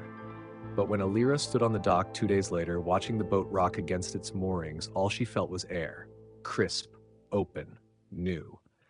She wore a simple linen dress, no jewelry, no perfume, just her writing tools in a cloth satchel and one scroll tucked deep inside, a poem she didn't plan to share but couldn't leave behind. Damon stood beside her, arms crossed, not quite frowning but not smiling either. Sedu wriggled in his arms, reaching for the boat like he already knew this was important. "You'll come back," Damon said, not a question. Alira nodded. Of course. It wasn't a promise, just a possibility. Kalti had arrived before dawn just to smuggle 2 dried figs into Alira's bag. "In case Thebes is disappointing," she said. "Or the men are." Alira laughed. "Thank you. I'll eat them dramatically on a rooftop." Kalti hugged her fast and tight. "Come back smarter, or at least with better handwriting." Nahara cried, not loudly, not theatrically, just one soft sob into Alira's shoulder before whispering, "Write to me." Alira whispered back, "You'll be writing to me soon." When the boat pulled away, she stood at the prow, back straight, hair loose. She didn't look back, not because she wasn't scared, but because she was ready. The river to Thebes was longer this time, widened by meaning. The first glimpse of the city came as the sun dipped low, temple spires catching gold, markets buzzing even at twilight, columns tall enough to make you forget your own name. The boatman, who hadn't spoken for hours, finally muttered, "Big place for a small girl." Alira didn't correct him, she just smiled. The estate she was taken to was smaller than Bakran's but older, the kind of place where scrolls lived longer than people. She was introduced to 3 scribes, men, dusty and ink-stained. They raised eyebrows at her but said nothing. One had a limp, one had a twitch, one sneezed every few minutes like his body objected to thinking. Her quarters were plain. A mat, a window, a desk. She loved it immediately. Her tasks were simple: copy documents, update temple lists, prepare receipts. The scribe in charge, a man named Chamu, was meticulous and terrifying. He never smiled, never praised, but when Alira handed in her first scroll, he grunted once and didn't correct a single word. That was enough. Each morning, she worked until her fingers ached. Each night, she wandered the edges of the temple courtyard, listening to chanting, memorizing prayers not meant for her. She bought dates from a boy with 2 missing teeth. She found a fig tree that no one seemed to guard and stole fruit under moonlight. She was, for the first time, alone and utterly herself. She wrote letters to Setu, not to be sent, but to be saved. "Today I saw a hawk land on the temple gate. It looked like it owned the sun. I miss your hands on my cheeks. I hope you don't forget my smell." She wrote poems, too, about ink, about men who ignored her until she corrected their mistakes, about silence, how loud it can be when you finally understand your own thoughts. By the 2nd week, Chamu began assigning her complex translations. By the 3rd, he let her review others' work. By the 4th, he asked for her opinion. One night, she returned to her room to find a small pot of honey left on her desk. No note. She tasted it. It was the sweetest thing she'd ever known. The next morning, she woke before dawn, her fingers, and began her own scroll, not for the temple, not for Bakran, not for trade, but for her. A record of everything she had become. The temple courtyard in Thebes woke slowly, like an old man stretching his joints one by one. Birds fluttered between columns, servants swept the dust into neat lines that the wind promptly destroyed, and somewhere near the sanctuary, a priest recited hymns to a god whose attention likely wandered. Alira walked through this every morning now, familiar, unseen, a shadow that carried scrolls instead of water. At first, the other scribes barely acknowledged her. But as the weeks passed, their silence shifted from dismissal to calculation. One of them, Pesser, started asking her questions. "Would you cross-reference grain logs from the Upper Canal, or just estimate based on the shipment receipts?" Alira would answer without looking up. "Both. Always both." He nodded. Another scribe, an older man with joints that creaked like old baskets, asked her to check a shipment registry. When she found 5 errors, he didn't thank her. But he did start offering her half of his afternoon figs. It was the Theban equivalent of worship. Chamu, the head scribe, remained mostly silent, but one morning he handed her a scroll, not to copy, but to sign. It was a receipt for a shipment to the High Temple. "Your handwriting's cleaner," he said. Alira blinked. That was the first compliment he'd given, and possibly the last. She didn't need another. At night, she wrote, her own scrolls grew thicker. Not just poems now, reflections, observations. One piece she titled The Sound of Ink, another, What the River Doesn't Say. She had begun compiling them into a larger scroll. A book, almost. She didn't know why, only that it felt necessary. Meanwhile, Setu's letters arrived. Well, Damon's letters, written stiffly, clearly dictated. Setu now walks without falling. He likes beans. He cried at thunder. He says your name, but it sounds like Elah. Alira read each word 5 times. She answered every letter. Sometimes with news, sometimes with drawings of birds she saw in the courtyard, sometimes with tiny pressed flowers from Theban alleys. One day, a temple servant named Henut asked if she was a priestess. No, Alira laughed. Just a scribe. You walk like a priestess. How do they walk? Like they're not waiting for permission. That stayed with her. By the 2nd month, Alira was attending meetings with the trade officials, not as a speaker, not yet, but she sat behind Chemu, passed him notes, corrected numbers mid-discussion. Once, a priest questioned a grain count. Alira leaned in, whispered a correction. Chemu said it aloud like it was his own. No one blinked. But when the meeting ended, Chemu turned to her and said, "Good eyes." That afternoon, he handed her a new assignment, scribed records for a visiting dignitary from Heliopolis. It was delicate work, precise names, titles, weights, gifts. A single mistake could insult God. She stayed up late, preparing. Setu's face stared at her from a small carving tucked under her writing mat. His cheeks were rounder now, his curls longer. She kissed the edge of the carving. "Your mother's doing something dangerous," she whispered. "She's being seen." The dignitary arrived in a flurry of gold and instructions. His voice was nasal, his sandals unnecessary, but he read Alira's scroll with a furrowed brow and said, "This is correct. High praise." Chemu gave her a rare nod, and Passer handed her a date fruit without a word. Alira felt herself rising, not dramatically, not publicly, but like steam, inevitable, quiet. At night, she dreamed of her name written on temple walls, not as a wife, not as mother of, just Alira, scribe, witness, writer. And in the quiet hours before dawn, she wrote a poem titled, "If My Son Could Read This." She didn't cry while writing it, she cried after. By the 3rd moon of her stay in Thebes, Alira's name began to travel farther than her feet. Whispers of the girl scribe, quiet, precise, faster than the temple boys, drifted between markets and corridors. Some still assumed she was a curiosity, a temporary cleverness like a parrot trained to chant scripture. Others were beginning to wonder if she was something more permanent. She kept her head down, not out of fear, but because she had work, important work. The temple had begun drafting a new system for grain storage ledgers. The old one, cracked scrolls and contradictory marks, was a disaster only held together by collective denial. Chemu, always practical, assigned Alira to help create the new version. "You've got better handwriting than me," he muttered, "and a sharper memory." This, coming from Chemu, was like being kissed by the Nile itself. She didn't celebrate. She just set to work. Her days blurred. Numbers, symbols, translations. Her nights sharpened. Private poems, long letters to Setu, dreams about maps that led to books instead of treasure. She missed him. Setu was walking now, running even. Damon's letters, still clumsy, still dictated, told her about new teeth, new bruises, new favorite foods. "He yells at birds," one letter said. "He tried to chase a goat and fell into a basket." Alira smiled, then cried, then wrote a lullaby about falling into baskets. On her 15th birthday, she didn't tell anyone. She just sat in the courtyard after dusk, eating a fig Kalti had once called emergency joy, and watched the stars flicker like nervous gods. That night, she wrote the following line, "Perhaps I was not born to be someone's shadow." And underneath it, "But what if I was born to cast one?" The next day, a storm rolled through Thebes.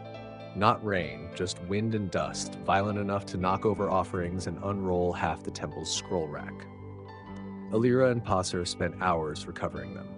Chemu grumbled the whole time, but later admitted, "Could have been worse. That north wind's a temperamental bastard." Alira mumbled, "Aren't we all?" Passer laughed so hard he dropped a scroll. Later that week, an unexpected visitor arrived at the temple. Nefret, a chantress from Luxor. She came not with songs, but with questions and a request. "We're preparing a ritual for the high priest's anniversary," she said. "We need a scribe, someone discreet, someone who can write clearly, quickly, and without speaking too much." Every scribe in the courtyard turned to Chemu. Chemu turned to Alira. She froze. This was not trade scrolls or crop counts. This was sacred. "I'm not qualified," she whispered later. "You're literate," he replied. "You're breathing. That's rare enough." So Alira prepared. The ritual took place on the 7th day of the month, at dawn, in the inner sanctum. She was the only scribe allowed inside besides an elderly priest with a tremor in both hands. She wore a clean linen robe, washed her hands 3 times, and tied her hair back like a boy. The chants echoed like thunder wrapped in honey. The incense stung her eyes. Her reed pen shook only once. When it was over, Nefret took her hand. "You didn't just transcribe that ritual," she said. "You preserved it." Alira said nothing, but her chest swelled so tightly she thought it might split. Later that night, she wrote her name in ink at the bottom of her scroll, then crossed it out, then rewrote it again, smaller, but bolder. A week later, word arrived. The temple archive in Memphis had requested copies of her new ledger system. Her system. Chemu grunted. "Looks like your words are traveling faster than your boat," Alira laughed. "Let's hope they spell my name."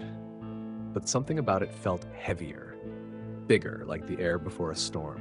The scrolls left Thebes wrapped in linen, sealed with wax and tied with reeds. Alira watched them go, 5 of them, each handwritten by her, each carrying her ink across Egypt like silent messengers. Her handwriting would sit in the archives of Memphis, she was told, in temples where she would never step foot, among priests she would never meet. Her lines would be read by eyes that never saw her face. It was exhilarating and terrifying. She didn't sleep that night. Not because she was afraid, but because it felt like something was beginning, or ending, or maybe both. The next morning, Chemu called her to the courtyard. There was a man there, tall, dressed in fine linen, skin tanned and dusted from travel. He bowed slightly when she approached. "Alira," he asked. "Yes?" "I'm here on behalf of the High Scribe of Memphis. He read your ledgers." She waited. "He wants to meet you." She blinked. "I'm not from a school," she said. "I wasn't trained in a temple. He knows. I'm not even from Thebes. He knows that too." She glanced at Chemu, who looked mildly impressed and mostly annoyed. "Go," he said, "before your head gets too big to fit through the gate." That evening, she wrote one sentence in her journal. "The words I wrote have called for me." The trip to Memphis would take days. The man, his name was Akil, brought her by river through villages with names like songs and dust that clung to everything. They slept in stilt houses and on the decks of boats, under stars that felt closer than home. On the 3rd night, she asked, "Why does he want me?" Akil didn't look up. "Because he thinks you see differently." Differently from what? From everyone else. Memphis was bigger than she imagined. Busier, older. The temples loomed like gods carved from silence. She was taken directly to the scribe's quarter, a courtyard lined with date palms, like walls covered in shelving and parchment, and dust so thick it seemed sacred. She met the high scribe, a man named Horam. He was old, sharp, smelled like cedar and ink. He held one of her scrolls like a child holds a beetle, curious, slightly amused, prepared to be surprised. "You think in patterns," he said before she could even bow. "I try to think clearly," she replied. "That's dangerous." "I know." He pointed at a low desk. "Sit." She did. For the next hour, he asked her to read from her own work. Then he handed her a new document, poorly written, full of contradictions. "Fix it." She did. Twice. Then he nodded once. "You'll stay." It wasn't a request, it was a declaration. That night, Alira sat alone in her new room, smaller than her Theban chamber, colder. But it had a window that faced west, where the sun burned like a warning. She unwrapped her satchel, took out her scrolls, and wrote a letter to Sedu. "My words have reached Memphis," she wrote, "and now I will too. I hope one day yours will go farther." Over the next days, Alira joined a team of scribes drafting tax reforms. The math was brutal. The politics worse. She was the only woman in the room, but she never raised her voice. She didn't need to. Her scrolls did the talking. Her notes became reference sheets. Her diagrams were hung on walls. Once a priest asked Horam, "Where did she study?" "She didn't," he replied. "She just knows." And that became her reputation. Not trained, not chosen, just known. At night, Alira missed Setu with a pain that lived in her spine. She would imagine his voice, his fingers sticky with fruit, his laughter echoing down reed-lined paths. Sometimes she woke from dreams of him running, too far, too fast, and she'd write poems to chase him down. One evening, a messenger arrived from Thebes, a letter, from Damon, short, simple. "Setu says your name clearly now. He talks to your shadow when the sun hits right. We are well. Come home when you are ready." No demand, no guilt, just space. Alira read it 3 times, then packed her scrolls, told Horam she needed 2 days, and boarded a boat heading south. She arrived at dusk. The estate was as she left it, sun-worn, orderly, alive.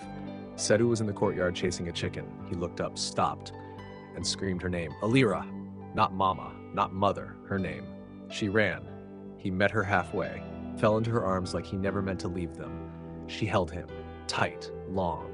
"I missed you," she whispered. He kissed her nose. "I remember." Later, when he fell asleep on her lap, she opened a scroll and wrote, "I came to Memphis to be seen. I returned to remember who I was." Coming back didn't feel like a return. It felt like exhaling after holding your breath too long. The courtyard, the stone paths, the low hum of women preparing lentils in the morning sun, none of it had changed, but Alira had. She arrived carrying scrolls instead of baskets, stories instead of silence. Damon met her at the dock with a simple nod. Setu ran toward her, arms open, feet pounding against the packed earth like a festival drumbeat. She dropped to her knees just in time to catch him. His laughter burst against her neck like sunlight through temple arches. "You came back," he whispered. She kissed his curls. "I never really left you." The house was quieter now. Sira had moved into the back wing. Kalti, of course, was still a storm. She appeared in Alira's doorway 2 hours after her arrival, breathless and clutching a handful of pomegranate seeds. "You're glowing," she declared, "like a scroll just approved by the temple." Alira laughed. "And you look like you've been wrestling goats." "Close. I've been dating one." "A real one?" "A potter." Same thing. They sat in the courtyard that evening, feet in the fountain, sharing stolen fruit and memories. Alira spoke of Memphis, of the high scribe, of long nights under temple lanterns. Kalti listened with wide eyes, interrupting only to gasp or curse. "You've become terrifying," she whispered at the end. "I love it." But Thebes wasn't only old friends and quiet reflections. Setu had changed. He talked more now, asked endless questions. "Mama, why do frogs yell at night? Mama, do stars sleep? Mama, were you always this smart?" Alira answered everything, even the ones that made her cry later. She began writing again. Not for anyone else, for herself. Her words poured out in the evenings when Setu slept and the world softened. Poems. Questions. A growing scroll titled How to Be a River. Damon noticed. He didn't say much, but his eyes lingered longer on her ink-stained fingers, on the papyrus curls that stacked beside her bed. One afternoon he asked, "Do you plan to stay long?" She looked up from her scroll. "I haven't decided." He nodded. "Setu sleeps better when you're home." That was all he said. But in Damon's language, it was something close to devotion. The house breathed differently now. Not wider, not louder, just fuller. Alira taught Setu to draw birds. She began helping Sira with the herb inventory. She even helped the potter Kalti was seeing write his name correctly on his wares. He wrote mud bucket. It was tragic. Still, something inside her paced. Then, one evening, it arrived. A letter. Sealed in wax, the crest of the Scribes Guild of Memphis pressed deep into the fold. Her hands trembled as she broke it. Inside, a single message. "You are invited to the High Temple for the season of writing. Your presence is requested. Bring your work. Bring your voice." No signature, just the seal. She stared at it for a long time, then folded it and tucked it beneath her mat like a secret heartbeat. The next morning, she showed it to Damon. He read it slowly, lips barely moving. Then, You'll need to take Setu. She blinked. You're not angry? You brought back more than scrolls, he said. You brought back something bigger. Let him see it. That night, Elira packed quietly, not out of haste, but reverence. Setu helped. Sort of. Are we going far? He asked. Yes. Will there be frogs? Probably. He seemed satisfied. Kalti cried, of course. She wrapped figs and dates and 2 pairs of earrings into Elira's bag. In case the scribes are boring, she sniffled. Sira offered a linen charm. Against arrogance, she said deadpan. Even the potter said goodbye, though he was mostly just confused. On the morning they left, the river shimmered with gold. The same dock, the same path. But this time, Elira held Setu's hand. He wore sandals too big for him. She wore a smile that no one had given her. As the boat pushed off, she didn't look back, not because she wasn't grateful, but because now her eyes were trained on what was ahead. Setu leaned against her side, already nodding off. Mama, he mumbled, tell me a story. Elira kissed his temple. Once, she whispered, there was a girl who learned to write, and then she learned how not to disappear. He fell asleep before she finished the second line, and Elira looked out across the river. Her scrolls were in her bag, her son was in her arms, and the next chapter had already begun. The journey upriver to Memphis felt different this time, warmer, softer, slower in the best way. Setu spent the mornings with his nose pressed to the side of the boat, pointing at everything that moved. Birds, clouds, papyrus rafts. Every ripple was a revelation. Every bump in the current made him laugh like it was the Nile itself playing with him. Elira mostly watched him. She had forgotten what it felt like to see the world new again. Traveling alone had been a lesson in purpose. But traveling with her son, this was something else. This was legacy. By the second day, Setu had made friends with the boatman's daughter, a girl of about 8 who taught him how to spit watermelon seeds with surprising precision. Elira didn't stop them. Let him be a boy, she thought. He would have time enough to carry expectations later.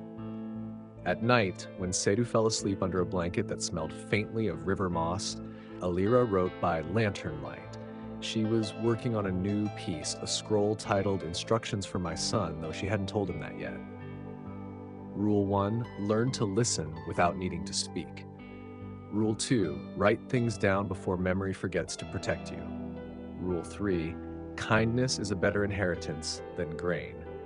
She wasn't sure how many rules there would be. Maybe she'd add them until he was old enough to write his own. When they arrived in Memphis, Setu took one look at the towering columns of the outer temple and asked, "Is this a mountain?" "Sort of," Elira said, lifting him onto her hip, "but one built with stories instead of stones." The temple courtyard was crowded, scribes, apprentices, scholars, even a few foreign visitors. The season of writing was no small gathering. It was an event. Ink sellers lined the walls, poets recited to small, sleepy audiences. New papyrus was traded like gold. Elira had received a formal invitation, of course, but walking into that crowd with Setu at her side still made her heart pound like festival drums. They were met by Akil, the messenger who had first brought her from Thebes. "You returned," he said. "I wasn't finished," she replied. He smiled and handed Setu a carved amulet. "For protection, from bad poetry." Setu took it solemnly and immediately asked if it could protect goats too. Akil led them through the temple halls to the scribe's wing. Elira's name was already listed on the stone roster outside, etched by hand, no mistakes.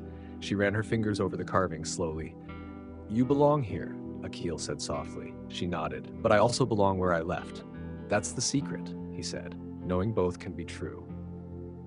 Elira spent the next days surrounded by scrolls, voices, arguments. She attended debates on land law reform, translated a scroll from Nubian traders, and even corrected a famed historian mid-lecture. He thanked her with a glare and a grape. Setu spent his time in the garden, befriending beetles and challenging pigeons to races they didn't know they were in. At night, he curled into Elira's side and asked for more stories. "Tell me the one about the girl who wrote her way into the sky." She smiled. "She's still writing it." The final day of the season came with a formal reading. Each invited scribe would present one work. Alira chose something new, a short scroll titled, "This is My Name." It wasn't about power, it was about being seen. When she read it, the courtyard held its breath, and when she finished, there was silence. Then someone clapped. Then more, until the courtyard sounded like a storm of hands. Setu was asleep when she returned to their chamber. She kissed his forehead, tucked the scroll beside him, then sat at her desk and wrote one last line that night. "My words are not seeking permission, I'm building doors." The morning after her reading, the temple courtyard hummed with new energy. Alira had not intended to cause a stir, and yet, wherever she walked now, heads turned. Some bowed slightly, some whispered. One young scribe followed her for nearly half an hour before finally gathering the courage to ask, "How do you make a name sound like a prayer?" Alira paused. "You listen to it before you write it," she said, "and you let it breathe." That day, her scroll, "This is My Name," was copied twice for the temple library. A third version was requested by a visitor from Heliopolis. Another was tucked into the private collection of the high scribe himself, not because it was dramatic, but because it was true, and truth, spoken plainly, had its own gravity. Setu, meanwhile, remained unimpressed. "Do we get more dates now?" he asked. She laughed. "Probably." "Good. Then your poem was worth it." They spent the afternoon in the city market, something Alira hadn't dared to do during her first trip to Memphis. Now, with Setu pulling her by the hand and demanding to see every fish, fruit, and frog statuette, she moved through the crowds with confidence. Several vendors recognized her. "That's the scribe," one whispered, "the one with the son who throws dates at pigeons." She bought pomegranate for Kalti, cinnamon bark for Sira, and a polished beetle charm for Damon, the Un, though she wasn't sure he'd wear it. She bought nothing for herself. She already had what she came for. That evening, Akil found her in the temple garden where she was watching Setu build a pyramid of rocks. "You're being invited to speak at the closing assembly," he said. She looked up. "Speak? Not just read?" He nodded. "Speak, as in your own words, no scroll, no ink, just your voice." Her stomach turned. "I'm not a priest." "No," he said. "That's why they want you." Alira spent the next 2 nights rehearsing, pacing, worrying. She had faced silence, poverty, grief, motherhood, even the Memphis Trade Board. But somehow the thought of standing in front of the entire scribal delegation without anything written down made her palms sweat. Setu noticed. "Mama, are you scared?" She hesitated. "A little." He climbed into her lap. "You don't have to be." "Why not?" "Because you already did the hard part." "What was that?" "Becoming you." She held him for a long time. The closing assembly took place in the Grand Hall, a columned chamber older than most cities, lit by oil lamps and carved with the names of every scribe who had once served the High Temple. It was not built to comfort, it was built to remember. Alira stood at the center, hands at her sides. She took a breath and began. "I used to believe stories were for other people, that names like mine were meant to be spoken only in kitchens, not written on walls. I believed that silence was safety." She looked around. "But silence does not protect you, it buries you." She told him about her first scroll, about writing numbers in secret, about learning letters with river water and charcoal. She spoke of motherhood, of returning, of the way her son called her by name as if he knew it mattered. And then she said, "I stand here not because I was chosen, but because I chose myself." The room held its breath, and then slowly rose in applause, not loud or thunderous, but full and steady, like the Nile at flood, inevitable and deep. Afterward, people approached her, not for praise, for conversation. They wanted to talk about writing, about memory, about women who had no teachers, only stories. Setu stood nearby eating honey bread. When someone asked, "Are you proud of your mother?" he answered, "I'm proud of her handwriting." Alira laughed so hard she nearly dropped her scroll bag. Later, Akil found her again. "You've been offered a seat at the Memphis Archive," he said. "Permanent. High scribe status." Alira stared at him. "I thought you'd be surprised," he said. "I'm not," she replied. "I'm honored, but I'm not staying." He blinked. "Why not?" "Because my son's stories are still being written, and I don't want to miss the first lines." Akil didn't argue. He He just nodded. You'll be missed. No, she said. I'll be remembered. That's better. On the morning they left, she stood in the same courtyard where she had once walked unnoticed. Now, every step echoed. Setu waved at a line of pigeons as they climbed aboard the river boat. As the sails caught the wind and Memphis slipped behind them, Elira opened a fresh scroll and began writing again. The title was simple: Home. Home was waiting, though it had changed shape in her absence. The river journey back to Thebes felt gentler than it ever had. Elira sat at the edge of the boat most evenings, watching the stars bloom above the water like slow explosions. Setu spent his time napping in patches of sun, belly full of dates, dreaming, no doubt, of sand pits and frogs. She wrote little on the way back. Not because there was nothing to say, but because some feelings asked not to be captured, only lived. When the familiar banks of Thebes came into view, Setu jumped to his feet. "We're here! Tell them I'm back!" Elira laughed. "I'm sure they've missed you." Damon was the first to greet them at the dock, arms crossed, trying and failing to look unimpressed. When Setu ran into his arms, he didn't scold. He just whispered something into the boy's ear that made him giggle. Then his eyes met Elira's. "You're taller," he said. "You're older," she replied. Kalti arrived a minute later, screaming, arms wide. "You look like someone who's spoken to gods and corrected them." She nearly knocked Elira over with a hug. Back at the estate, everything was where it had always been. The cracked stone path, the pomegranate tree near the kitchen wall, the way the evening air smelled faintly of mint and dust. But there was something different now. Something in how the servants nodded to her, how the younger girls asked her questions about scrolls and writing, how Damon moved aside at dinner to give her space not just at the table, but in the conversation. That night, Elira unpacked slowly. She placed her newest scrolls in a wooden box Damon had carved for her. She put Setu's drawings on the wall. She hung her amulet from Memphis on a hook near the door, not because she believed in its power, but because it reminded her that words could travel, survive, and return. The next morning, she resumed work in the estate office. The ledgers still needed balancing, the grains still needed counting, but now she had a new rhythm. She taught 2 girls to read in the afternoons. She read letters aloud to the elders in the evening. She wrote poetry in the margins of tax logs, nothing dramatic, just reminders that even numbers had stories.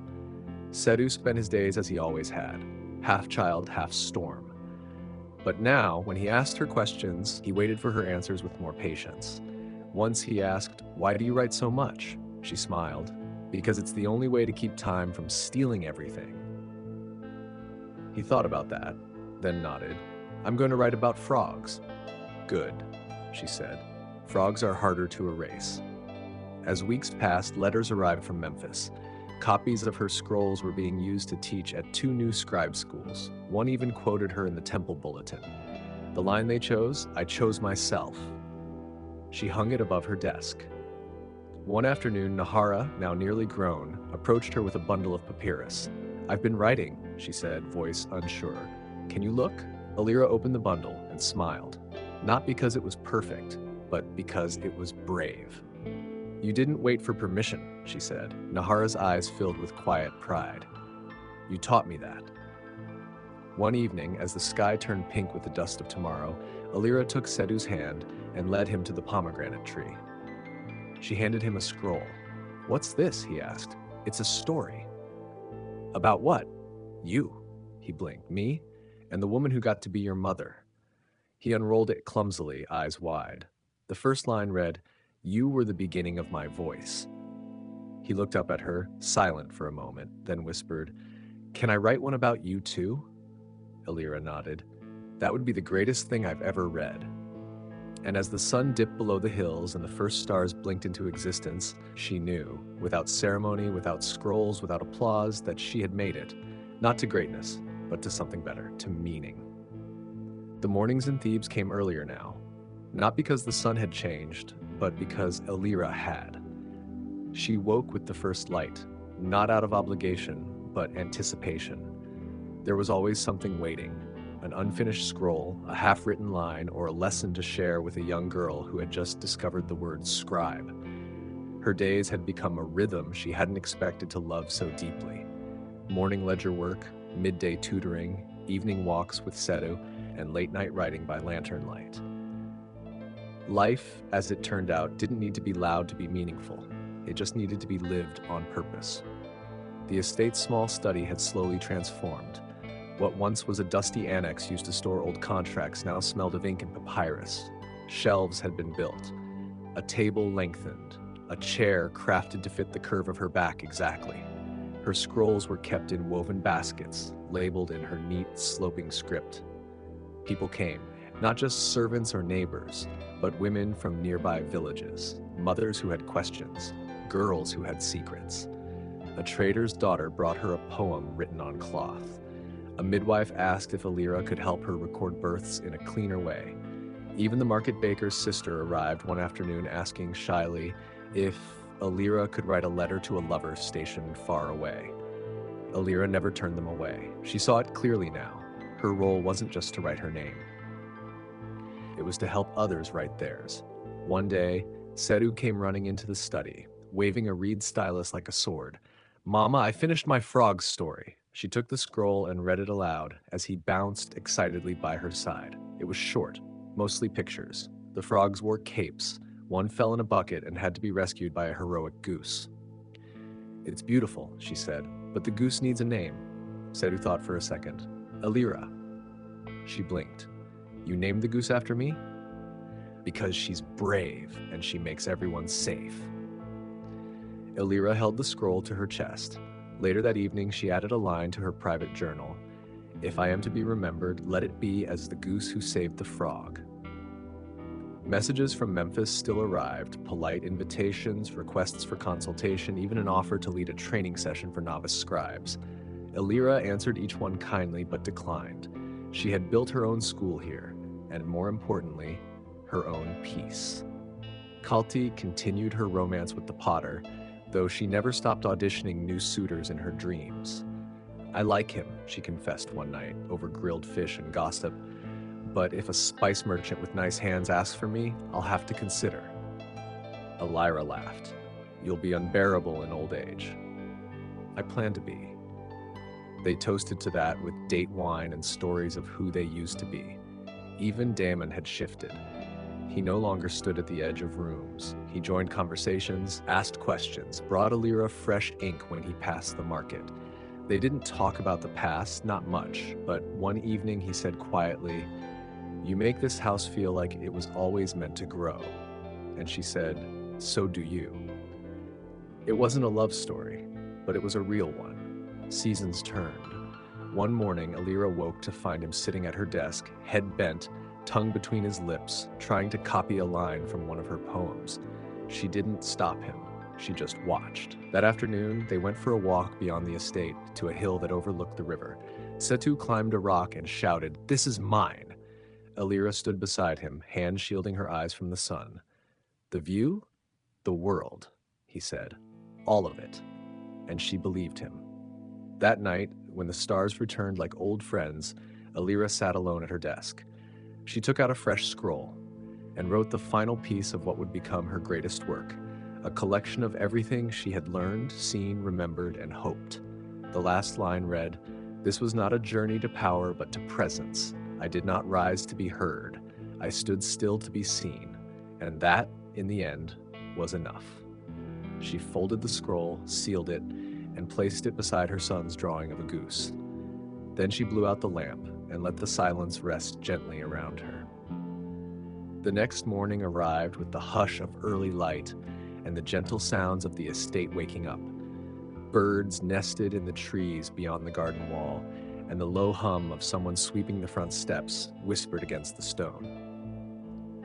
Alira stood at the window holding a warm cup of barley tea, the same tea she'd once sipped on temple grounds in Memphis, the same scent, the same steam curling against the air, but everything felt different now. Not because the world had changed, but because she had. She no longer felt like a girl climbing toward something invisible. She was here, fully. Setu ran past the doorway in his half-buttoned tunic, chasing a goat that had absolutely no intention of being caught. "Alira," he shouted, "tell the goat it's not allowed inside." "You're the one who opened the gate," she called back. "I was trying to let the wind in." She smiled. Life now was made up of these small storms and soft victories. Later that day, a messenger from the nearby village arrived carrying a parcel wrapped in palm fiber and stamped with the seal of Memphis. Alira opened it slowly, half expecting another request to return. Instead, it contained a single scroll and a message carved into ivory. "In honor of her voice, we teach her words." Inside the scroll was the lesson guide they had built in Memphis, now adapted and taught across 4 temple schools. Her diagrams, her lines, her name, not hidden, not footnoted. Printed in bold, elegant ink, Alira of Thebes. She didn't cry, not immediately. But when she held the scroll close and Sedu wandered in to see what she was reading, she did. Sedu tilted his head. "What is it?"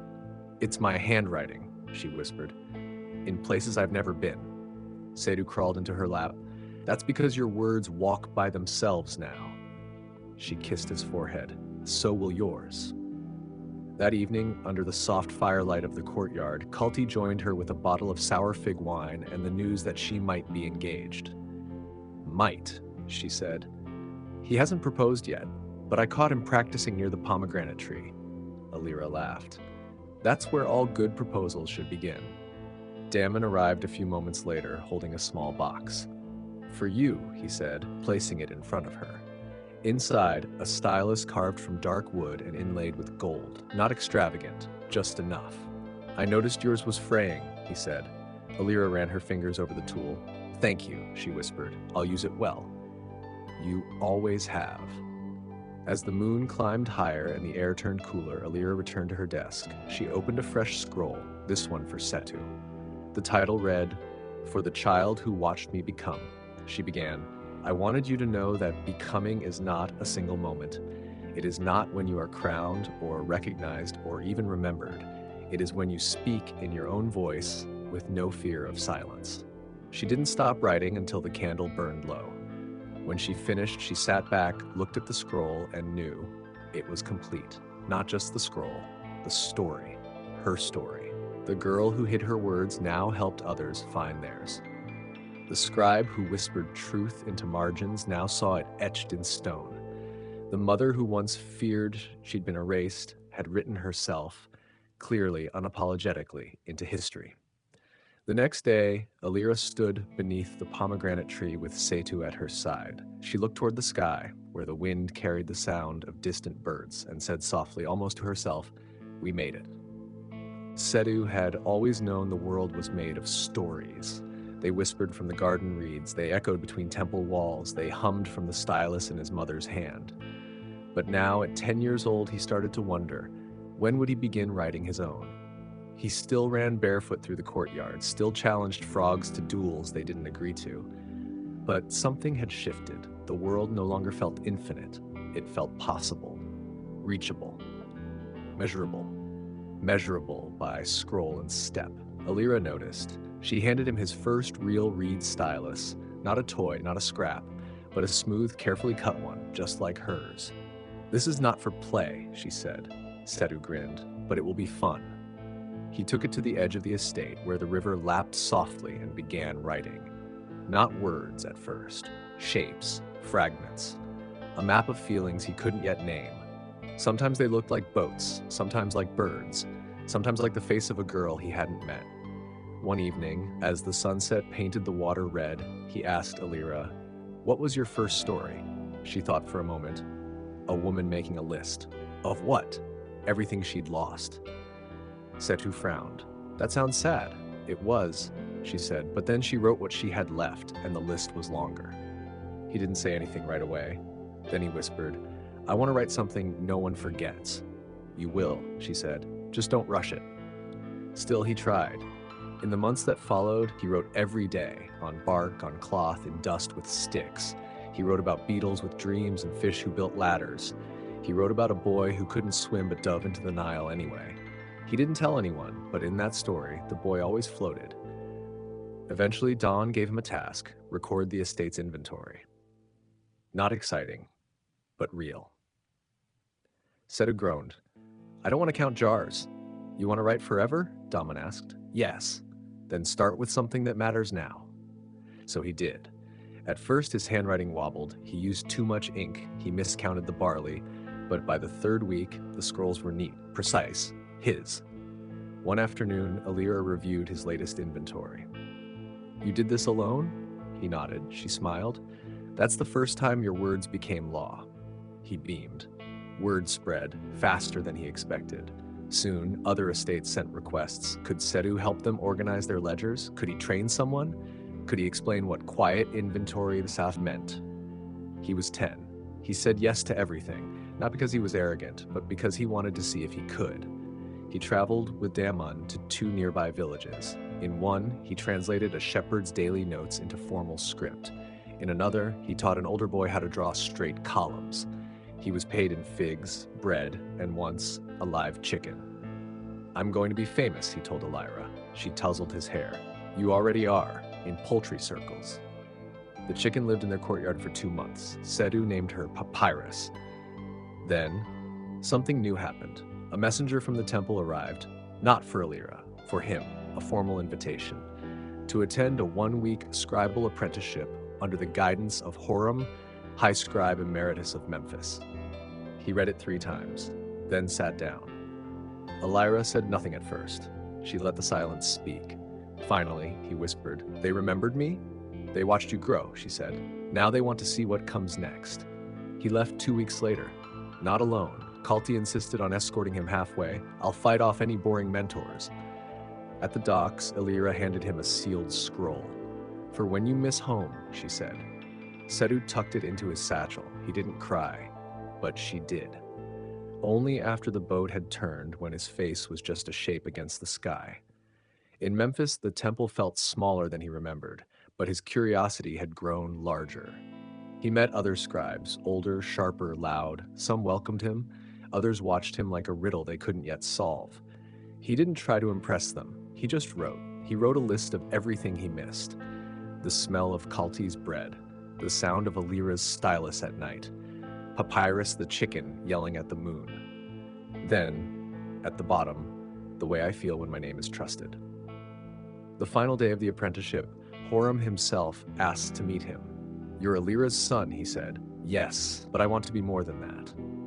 Good, Horam replied, because she built doors. It's your turn to open them. Setu said, I'm not ready. No one ever is. That night, Setu opened his mother's scroll. It read, You do not have to become me. You are already becoming something I never imagined, and that is my greatest pride. He folded it carefully and began writing something new. The title was simple, My Name Becoming. Setu returned to Thebes not as a boy with questions, but as a young writer who had begun to understand what his questions meant. He walked the familiar paths of the estate with taller steps, his shoulders square but eyes still wide. Kalti shouted, You're taller. Or did Memphis inflate your ego? She hugged him until he gasped. Same scrawny ribs. Okay, good. Alira stood quietly by the gate, watching him like he was sunrise. He reached her, handed her a small scroll. She opened it and read, I didn't miss you like a sun. I missed you like a shadow that holds the shape of home. She blinked fast. You wrote this? Setu nodded. It was the first thing I finished after I unpacked. Inside the estate, not much had changed, but Setu had. He no longer raced through conversations. He listened more. He asked better questions. He'd stopped narrating frog races out loud, but still ran them in case the frogs had grown competitive. He joined Alira during her afternoon lessons with the village girls, at first just watching, then offering small corrections, then teaching. One of the girls asked him, What's the hardest word to write? Setu thought for a moment. Your own. She didn't understand yet, but she would. Word spread again, this time about Alira and her son. Together, they began receiving scrolls from estates farther than before, some asking for help with literacy programs, others requesting copies of Setu's early work. One letter asked if he would consider writing The Frog and the Goose into a scroll book for children. Setu replied personally, I'm revising it. Frogs deserve complexity. Alira howled with laughter.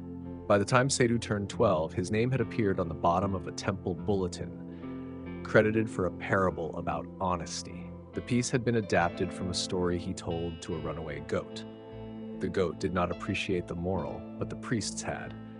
One morning, Daman took Setu on a walk around the estate's far edge, the land where old scrolls were burned, where broken tools were laid to rest. They stood quietly for a moment.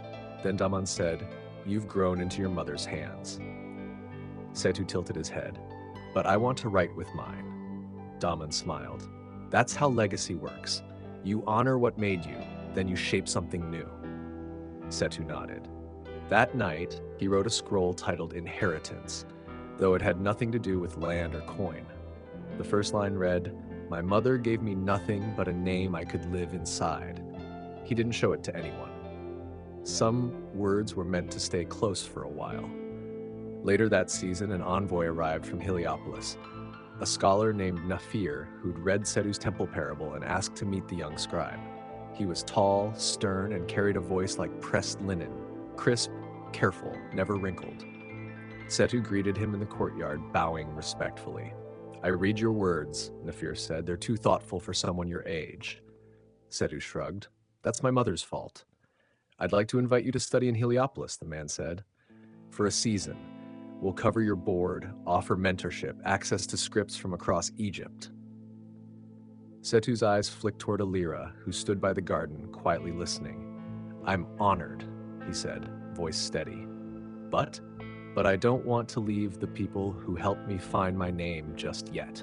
Nafir nodded slowly. "That's a rare answer. It's the only one that felt true." That night, Alira brought him honey bread. "I'm proud of you," she said, "for turning down an opportunity, for knowing it wasn't yours yet." Still, the invitation sparked something in him. The idea that there were other voices out there, ones he hadn't heard, lessons he hadn't learned. He didn't reject the world. He just wanted to enter it on his own terms. So he kept preparing. He wrote daily, copied ledgers, drafted lessons for the younger students, wrote poems about things that didn't speak, pots, sandals, door hinges, and made them feel. One such poem was pinned to the temple wall by a wandering scholar. Alira didn't touch it. She walked past it every morning with quiet pride. One day, Setu found Alira asleep at her desk. The ink on her latest scroll had smudged, her fingers still curled around the stylus. He covered her with a shawl, then sat down beside her and wrote a single line in the margin. She didn't stop teaching, even in dreams. When she woke the next morning, she smiled. "You'll be fine when I'm gone," she said. "I'll still be listening," he replied. And they said nothing else about it. They didn't need to. And now, dear listener, as the final echoes of Setu's story fade like ink drying in twilight, we turn to you. What part of this journey stayed with you? Was it Alira's quiet resilience, Setu's determined voice, or the way stories, real, aching, luminous, can shape us even in silence? We'd love to hear your reflections. Share your thoughts in the comments. Which moment moved you? Which character felt like someone you've known, or maybe someone you've been? Your words matter here. This isn't just a story we tell, it's one we build together. If you've made it this far, thank you for being part of this world. And if you haven't already, please take a moment to like, subscribe, and tap the notification bell so you don't miss the next quiet tale that might just change everything. This isn't goodbye, it's simply see you next time. Until then, keep your ink close, your voice steady, and remember, every night holds a story waiting to be heard.